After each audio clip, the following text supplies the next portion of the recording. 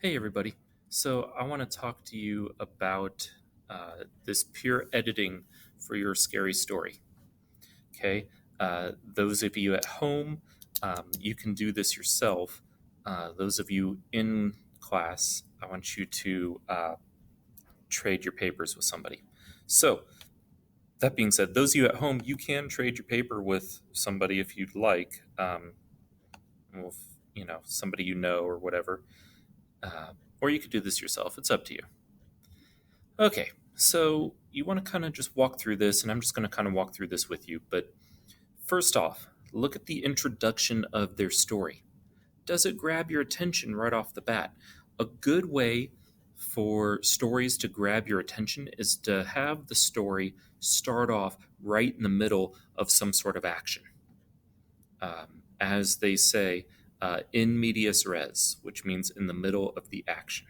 So, um, one of the best ways for a scary story to start is to have it already starting with conflict.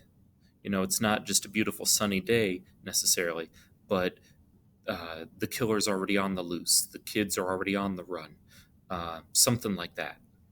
Okay, grab our attention right off the bat so that we get into that method of being scared or full of suspense. So, does their intro do something like that? If yes, great. Write down the passage that really grabbed your attention. If it doesn't, suggest something that could grab your attention as the reader. Okay. Number two, what is the conflict of the story? The conflict is uh, kind of the main point of the story, the thing driving the suspense. So, what is the conflict? If you can't identify the conflict, that's a problem. You need to let your writer know that they need to fix the conflict if you can't find it. Number three, what are the rising action events of the story? In other words, what's building towards our climax? Look back at my notes on plot structure. What are the rising action events of the story? What's what is the protagonist doing? What is the antagonist doing? How are they building towards a conflict with one another? Number four, what is the climax of the story? Remember, the climax is the point of the story where the protagonist and the antagonist, they can't do anything else until they confront one another. So where's that moment of confrontation?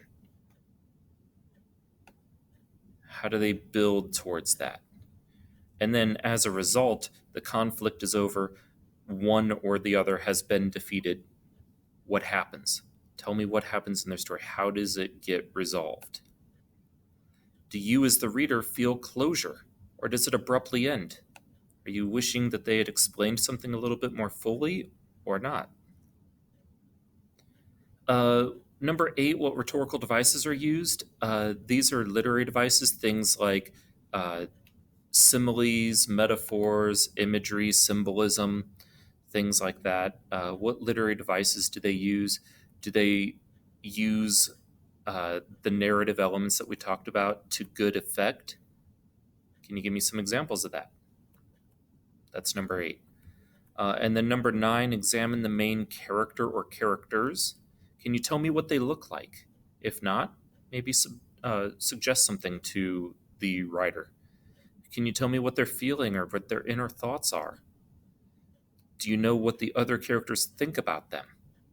Do they have a specific way of speaking? On number four, do they have a speech impediment? Do they have a lisp? Do they have an accent? Do they use derogatory language? Are they a sexist? Whatever. What kind of defining speech do they have?